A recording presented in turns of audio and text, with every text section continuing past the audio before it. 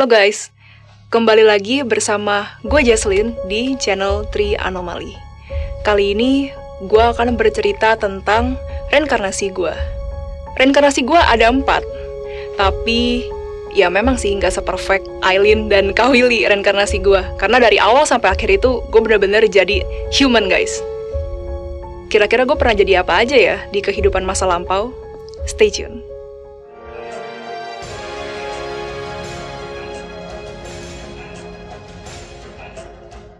Gue akan mulai dari cerita reinkarnasi gue yang pertama. Gue adalah reinkarnasi dari putri seorang politikus di Tiongkok. Waktu itu eranya belum benar-benar modern, jadi masih ya lumayan tua lah ya. Mungkin sekitar 1400, sekitar segitu. Dan saat itu gue seperti gadis-gadis bangsawan pada umumnya. Gue belajar, dan gue jarang banget dibolehin keluar sama bokap gue di luar kediaman gitu. Dan suatu hari, bokap gue memanggilkan gue satu guru.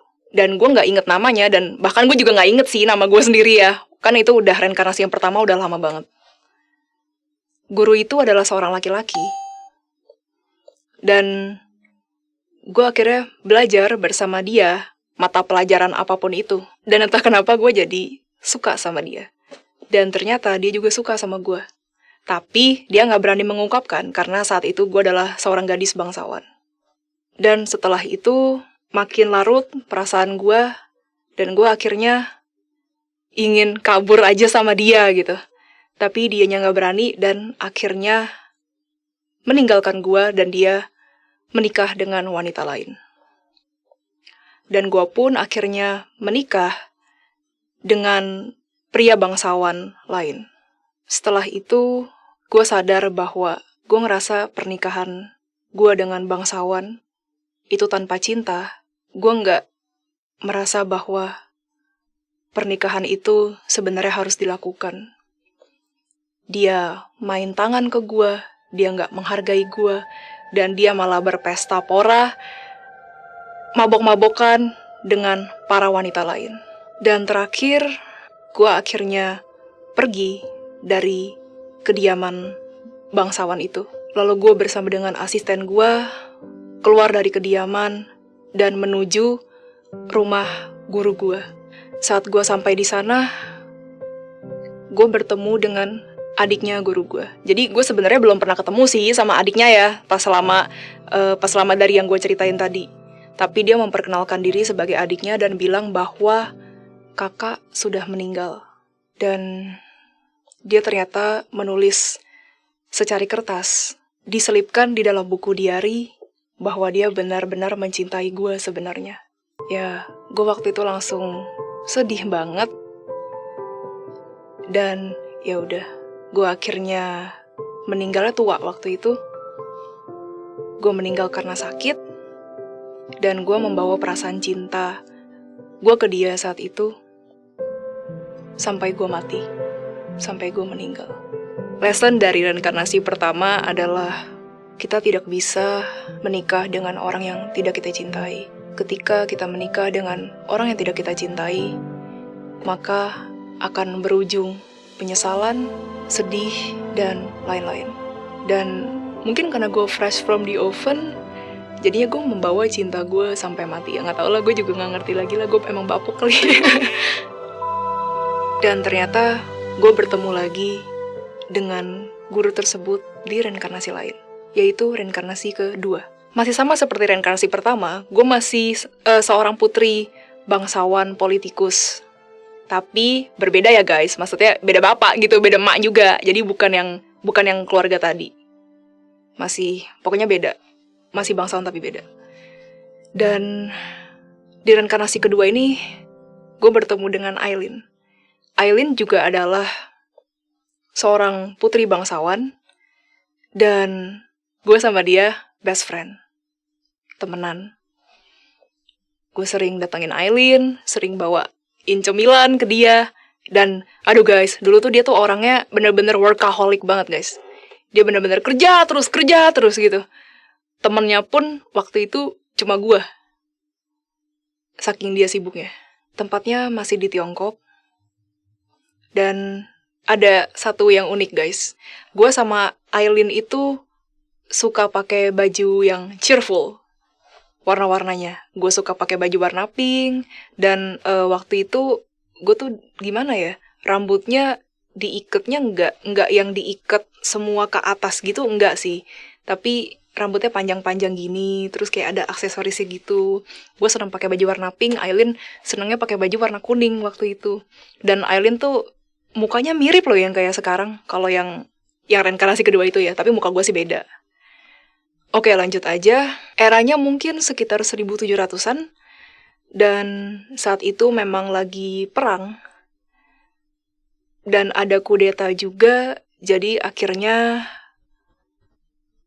karena ada kudeta sana-sini dan gue meninggal juga karena diracun. Jadi kediaman gue diserang. Nggak, sebelumnya sih bener-bener pengen ngebunuh bokap gue, tapi sebelum ngebunuh bokap gue yang diserang duluan guys. Gue diracun gitu. Dan Aileen waktu itu, gue masih inget loh sampai sekarang, Aileen ngeliatin peti gue gitu. Terus dia natap ke arah gue, dan dia sedih banget sih waktu itu. Dan ternyata dia juga meninggal dibunuh karena kudeta-kudeta itu. Aileen meninggal dengan cara ditusuk. Jadi Aileen dikejar-kejar dengan para pembunuh bayaran, dan Aileen meninggal ditusuk dengan pedang. Aku bisa ngelihat Aileen karena saat itu aku sudah menjadi arwah, dan aku menunggu Aileen, melihat keadaan kerajaan. Lesson yang gue dapet dari reinkarnasi kedua ini adalah gue waktu semasa hidupnya itu gue suka banget bermain bersama dengan dayang-dayang gue guys. Jadi entah kenapa di reinkarnasi kedua ini gue mulai ngerasa bahwa sebenarnya manusia itu sama. Gak ada yang lebih tinggi, gak ada yang lebih rendah. Karena status bangsawan atau rakyat jelata itu kan yang bikin manusia. Kita bahkan tidak bisa memilih. Kita ingin menjadi orang seperti apa, ingin menjadi siapa, kita tidak bisa memilih. Dan saat itu gue sadar bahwa gue benar-benar beruntung semasa gue hidup pada reinkarnasi kedua itu, gue banyak bermain bersama dengan dayang-dayang gue. Walaupun gue jarang boleh keluar, kalaupun keluar juga cuma boleh ke rumah antar bangsawan yang lain. Tapi seenggaknya, gue bersyukur gue bisa hidup pada zaman itu dan tidak membeda-bedakan status. Itu lesson yang bisa gue ambil dari reinkarnasi kedua. Oh ya guys, tadi gue sempat mention kan, guru gue yang di reinkarnasi pertama itu ada di reinkarnasi kedua. Iya, ada guys, tapi kita nggak saling kontak. Jadi sebenarnya dia cuma seorang prajurit waktu itu. Dia seorang prajurit, dan memang kan gue nggak terlalu gimana banget sama cowok pada saat itu ya. Jadi ya nggak terlalu kontak-kontak sama mereka. Cuma gue nyadar sih dia sering ngeliatin gue gitu. Gue juga bingung gitu kenapa dia sering ngeliatin gue. Kalau gue sih, gue malah takut sama dia. Gue malah takut kalau ada dia. Ya cuman sebatas itu aja sih, kita nggak berinteraksi banyak. Paling kalau dia ketemu gue cuman kayak nunduk gitu aja. Akhirnya gue mencapai pada reinkarnasi gue yang ketiga. Reinkarnasi gue yang ketiga ini udah nggak di Tiongkok lagi seperti reinkarnasi pertama dan kedua, tapi pindah negara menjadi negara Jepang. Eranya itu pada tahun 1920-an mungkin. Tapi nggak 1920 juga sih, harusnya sih 1920 lebih lah. Suasana saat itu perang, jadi Jepang tuh lagi perang sama Amerika. Jepang mengirimkan banyak tentara ke negara-negara berkembang untuk mengambil sumber daya pangan. Dan sumber daya yang lainnya ya jelasnya. Gue saat itu adalah seorang anak SMP yang masih nggak ngerti apa-apa, tapi gue bener-bener sedih banget ngeliat perang. Dan kalau bisa, jangan daerah gue yang diserang. Jadi gue waktu itu mikirnya tuh simple guys. Gue pengen menjadi pelajar SMP yang biasa, yang cheerful, yang bener-bener menikmati masa muda tanpa harus memikirkan perang. Jadi setiap dengar ada bom dari jauh tuh, gue kadang-kadang bisa mimpi buruk. Jadi gak tenang gitu tidurnya. Perawakan gue saat itu, gue ponian, kayak sekarang, dan gue kuncir 2 guys. Gue baju sekolahnya itu, gue sering ngelihatnya gue pakai baju sekolah sih, mungkin karena tiap hari gue sekolah ya. Pakai baju itu kayak sailor gitu loh guys, sailor yang Jepang itu. Terus yang inget gak sih yang cowoknya, kalau kalian suka nonton anime Jepang, cowoknya kayak pakai yang kerah tinggi segini yang warna hitam itu loh. Di situ gue punya kakak dan gue sayang banget sama kakak gue. Tiap hari pas gue pergi ke sekolah, gue selalu boncengan sama kakak laki-laki gue itu naik sepeda. Gue selalu duduk di belakang, menikmati angin sepoi-sepoi sembari kakak gue menggoes sepedanya. Suatu hari, ketika kami pulang sekolah, kami melihat bahwa ibu dan ayah kami sedang berbincang-bincang di dapur. Gue sampai sekarang masih ingat radio saat tahun, mungkin waktu itu udah 40 kali ya. Ini dengar-dengar, ini pokoknya udah deket-deket akhir kehidupan gue nih guys.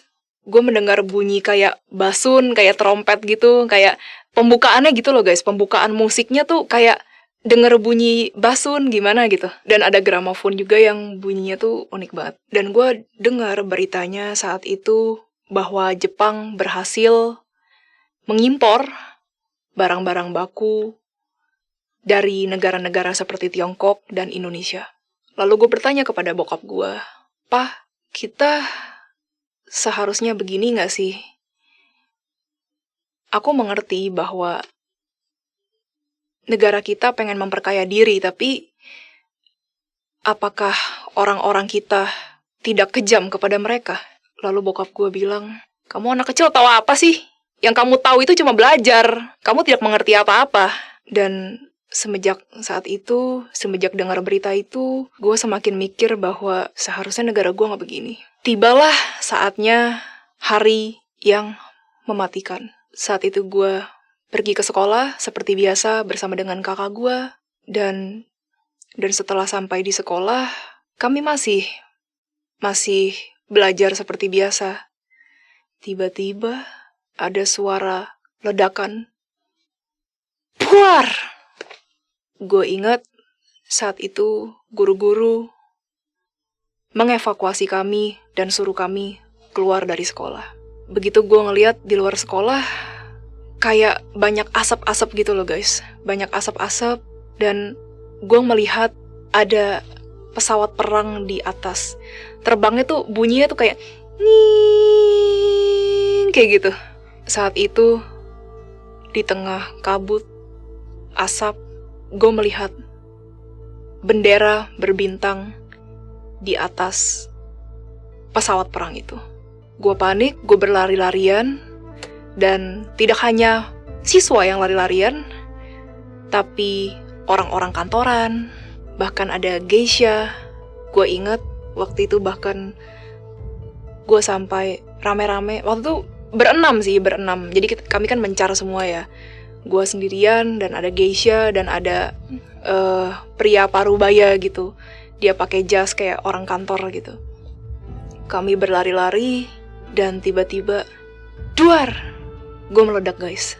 Kayaknya mungkin kalau mau dikubur udah gak bisa kali ya, karena meledaknya itu udah sampai kayak belecetan kemana-mana gitu loh guys. Setelah gue menjadi arwah, gue baru sadar bahwa ledakan itu datangnya dari atas, dari pesawat bendera berbintang tadi. Setelah itu gue menjadi arwah, tapi gue masih mencari-cari kakak gue, dan sampai detik terakhir pun gue gak bisa menemukan kakak gue waktu itu masih hidup atau tidak. Gue bahkan gak bisa ngeliat badan gue sendiri, betapa sedihnya gue karena langsung rusak begitu aja karena bom. Mungkin di reinkarnasi yang ketiga ini, lessonnya adalah jangan mengambil apa yang bukan milikmu.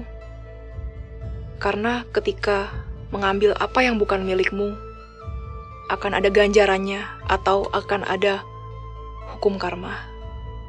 Karena hukum karma itu berlaku. Gue bahkan belum sampai usia 25 tahun.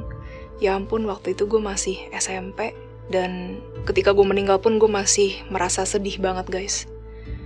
Sampai-sampai trauma suara keras, trauma bunyi ledakan, itu masih kebawa sampai hari ini. Gue gak pernah bisa nonton bioskop kalau gak tutup kuping. Gue selalu harus menutup kuping gue. Gue bahkan setiap tahun baru tersiksa dengan suara-suara kembang api. Gue bener-bener tersiksa sampai segitunya. Karena trauma di masa lalu. Kita tidak pernah bisa meremehkan situasi atau kondisi trauma seseorang. Karena bisa aja kondisi atau fobia seseorang itu berasal dari trauma masa lalu yang benar-benar menyakitkan. Jadi, jangan ngejudge ya guys. Kita lanjut ke reinkarnasi yang keempat. Udah bosan belum guys? Jangan bosan ya. Reinkarnasi yang keempat itu masih di Jepang. Dan gue menjadi gadis bernama Mako. Gue lahir tahun 1952, nggak lama setelah tahun 1945 gue meninggal. Oh ya, gue lupa cerita bahwa di kehidupan sebelumnya itu nama gue adalah Reika. Kehidupan yang sebelum Mako ya. Reika meninggal tahun 1945 dan Jesslyn. Dan Mako lahir tahun 1952. Saat itu gue di Jepang, tepatnya di Kyoto. Entah kenapa yang Mako ini paling inget loh guys. Mungkin karena reinkarnasi sebelumnya banget kali ya, yang masih baru banget kali ya. Jadi gue paling inget Mako di antara semuanya. Mako adalah seorang gadis biasa. Dan secara ekonomi ya dia hanya rakyat biasa. Ya dia bahkan menengah ke bawah, ekonomi susah. Mako hidup mandiri, berjuang keras di kota metropolitan yang bernama Tokyo. Mako berjanji pada dirinya sendiri untuk bekerja, untuk mencari nafkah, untuk dirinya dan ayahnya. Di usia 5 tahun, ibu Mako sudah meninggal karena sakit. Jadi Mako terpaksa harus menghidupi dirinya dan ayahnya. Sampailah saat itu dia di Tokyo. Mako merasa awkward. Dan dia sebenarnya pribadinya paling mirip sama gue yang sekarang. Dan aduh, gue harus gimana ya di depan orang-orang kota gitu. Mako itu kan sebenarnya asal dari Kyoto ya guys. Kyoto itu kan lebih desa, terus dialeknya juga beda gitu. Kalau nggak salah namanya dialek Kansai kalau nggak salah. Beda dialek dan gimana gitu. Tapi untungnya dia bertemu dengan satu laki-laki yang baik hati di tempat kerjanya. Laki-laki itu bernama Miura. Tidak butuh waktu lama, Miura dan Mako berteman. Dan terkadang Mako suka bolos kerja, guys. Tapi bolosnya bukan bolos beneran ya. Bolosnya kayak diem-diem ke kantin gitu. Itu kan dia kan bentuknya kayak gedung gitu ya, guys. Jadi di bawahnya itu minimarket. Mako tuh sering banget padahal belum jam istirahat, tapi suka ke bawah, suka ngemil gitu. Ya nggak heran ya gitu ya, Mako ya kayak gue ya, badannya sekarang endut gitu ya. Nah, ini ada satu yang aneh nih guys. Di saat muka gue tidak mirip dengan reinkarnasi sebelumnya, muka Mako itu plak ketuplak adalah muka gue guys. Dan itu bener-bener menyalahi genetik gue yang sekarang. Karena sebenarnya bibir nyokap gue dan bibir bokap gue itu besar, tapi kenapa bibir gue bisa sekecil ini? Itu aneh banget. Dan banyak orang yang bilang kayak, kamu sebenarnya nggak mirip siapa-siapa sih, apa kamu mirip om kamu ya gitu. Saking udah kayak orang bingung gitu loh, kayak ini mirip siapa ya gitu. Mako yang dulu itu pola hidupnya jelek banget guys. Ya sebenarnya itu Mako adalah gue sih, cuman entah kenapa kok gue agak kesel ya dengan si Mako ini ya. Karena dia pola makannya berantakan, kan gue jadi kebawa yang sekarang jadi endut gitu kan. Walaupun sekarang gue udah menjaga makan banget sih. Dulu tuh ayam goreng lah, terus nasi sama Coca-Cola, kalau nggak sama sake. Kan ngaco-ngaco banget gitu makannya. Terus udah gitu si Mako tuh ya abis kerja, masa nggak langsung mandi guys? Abis kerja makan dulu, mabok-mabokan dulu, baru abis itu baru ke toilet gitu. Sorry ya, gue agak ngegas ya, gue agak kesel dengan Mako. Oh ya, tadi kan gue cerita bahwa Mako kan sering diem-diem ke kantin tuh. Mako itu sering ke kantin itu bersama dengan Miura guys. Jadi Mako itu gak terlalu deket dengan teman-teman yang lain, tapi dia paling dekat dengan Miura. Oh ya, sebelum itu gue menjelaskan sosok Miura dulu ya. Miura adalah pria yang tinggi, mukanya not bad, I mean lumayan mukanya, rambutnya agak kecoklatan, dan dia punya kebiasaan unik guys. Dia suka memakai celana yang ngatung guys. Jadi dia tuh tinggi kan, tingginya mungkin 180 kali, tapi celananya itu kayak gak sesuai gitu sama dia panjangnya. Jadi kalau jalan itu ini celana, terus ada kaos kaki, terus baru sepatu. Ngatung gitu. Dan ya gue nyaman banget sih sama Miura. Setelah itu sebenarnya nggak berlangsung lama sih. Gue bener-bener sih jadi Mako tuh gue have fun banget, jadi rakyat biasa dan sering banget main sama Miura. Tapi sayang itu nggak berlangsung lama karena gue mengidap penyakit TBC. Kenapa gue bisa sampai kena TBC? Kata dokter saat itu, gue sangat amat kelelahan bekerja. Jadi tipikal orang Jepang itu, kalau bosnya belum pulang, mereka nggak akan berani pulang guys.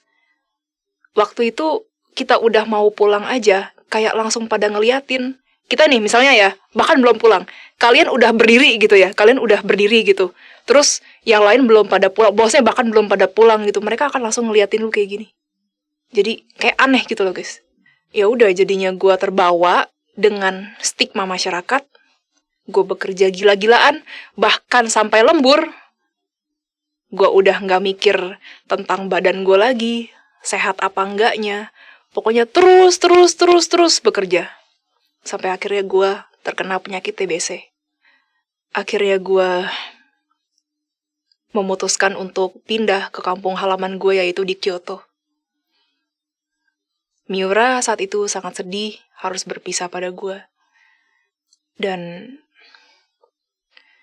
saat itu, baik musim dingin, musim semi, musim panas, gue hanya bisa terbaring di kasur yang di lantai gitu guys. Orang Jepang kan dulu kasurnya kayak di lantai gitu, dan pintunya pintu geser ya. Dan gue hanya dirawat oleh bokap gue. Waktu itu, gue ingat bokap gue sambil keringetan, sambil ngipas-ngipas. Dia ngerawat gue, dia suapin gue. Dia hanya memakai baju singlet. Gue jujur sampai sekarang kalau inget itu tuh kayak mau nangis, karena gue waktu itu sayang banget sama bokap gue. Yap, gue sayang banget sama bokap gue. Ya maklum lah ya, mungkin karena bokap gue itu adalah orang tua yang menggantikan ibu sedari gue kecil gitu. Jadi gue benar-benar sayang sama dia. Gue sempet bilang bahwa udahlah, mendingan gue meninggal aja. Gue meninggal cepet aja biar gue gak ngerepotin bokap gue lagi. Akhirnya di musim panas, tanggal 7 Juli, gue menghembuskan nafas terakhir. Dan gue bisa melihat bahwa bokap gue sedih banget. Gue ngerti sih, karena dia udah capek banget kan ngurusin gue, tapi guanya gak kunjung sembuh. Mungkin saat itu juga medical belum terlalu memadai. Akhirnya gue meninggal dunia. Dan at the same time, gue mencoba untuk melihat Miura untuk terakhir kalinya. Gue pergi ke Tokyo. Gue melihat Miura sedang bersedih di dalam kosannya. Di situ banyak botol-botol miras berserakan dan meneriaki nama gue, Mako, Mako. Ternyata selama ini Miura memendam perasaan sama gue. Lesson yang bisa dipetik dari reinkarnasi yang terakhir ini adalah lebih baik jangan terlalu cuek kepada orang-orang di sekitar kita hanya demi kerjaan. Karena kita tidak pernah tahu kapan lagi, berapa lama lagi waktu yang kita punya untuk bersama-sama dengan mereka. Jadi guys, gue harap kalian jangan gila bekerja seperti Mako, seperti gue yang dulu. Tapi sesekali coba spend time dengan orang-orang terdekat dan tersayang kalian. Oh ya, kelupaan, gue ingin menambahkan sedikit tentang, ini masih tentang Mako lagi. Sebelum benar-benar menghembuskan nafas terakhir, Mako berkata seperti ini. Dewa, apabila engkau benar-benar ada, aku ingin hidup menjadi diriku yang sebenarnya. Aku tidak ingin termakan oleh stigma. Aku hanya ingin hidup sebagai diriku yang sekarang. Hidup sebagai diriku.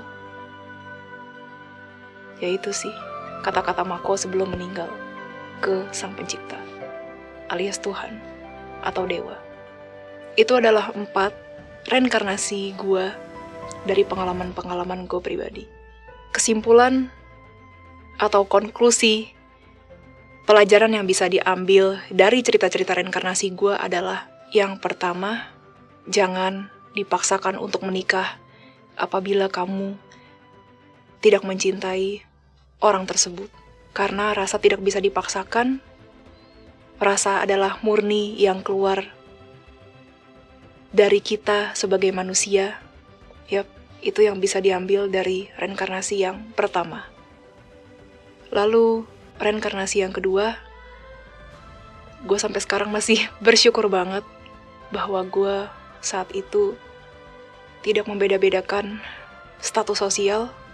Dan ketika kamu bisa menurunkan egomu dan menghapus status sosial di dalam pikiranmu, aku rasa kamu akan hidup dalam damai. Dan dari reinkarnasi yang ketiga, pelajaran yang bisa diambil adalah jangan mengambil hak atau milik orang lain yang bukan milik kita. Karena cepat atau lambat, karma akan berbalik dan akan bisa membunuh kita atau mencelakakan kita. Lalu pelajaran dari reinkarnasi yang keempat adalah luangkan waktu untuk orang-orang tersayang, untuk orang-orang terdekat kalian sebelum waktu kalian habis.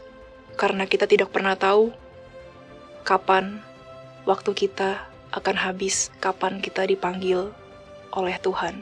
Dan jangan lupa jaga kesehatan ya guys. Karena itu bisa memperpanjang usia kita walau takdir ditentukan oleh Tuhan itu sendiri. Sekian dulu dari cerita reinkarnasi gue yang mainstream ini. Thank you banget udah dengerin dari awal sampai akhir guys. Dan oh iya, thank you banget udah request mengenai reinkarnasi gue dan Aileen ya kemarin ya kan, Kak Willy udah. Oke guys, sampai nanti. Bye-bye.